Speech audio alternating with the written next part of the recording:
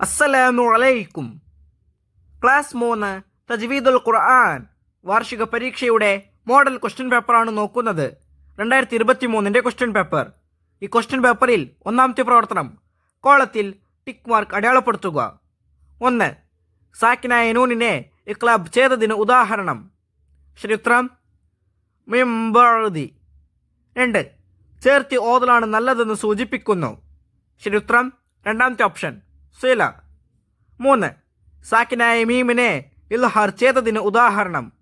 ശരിയുത്തരം ഫഹും ഫീഹി. 4.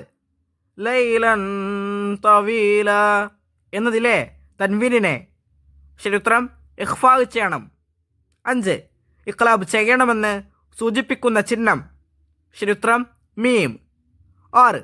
സുക്കൂനുള്ള മീമിന് ശേഷം മീം വന്നാൽ ശരിയുത്തരം ഇദ്ഗാം ചെയ്യണം. 7.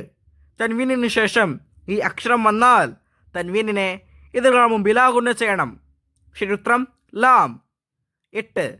ദുനിയ എന്നതിലെ നൂനിനെ ശരിയുത്തരം വെളിവാക്കണം.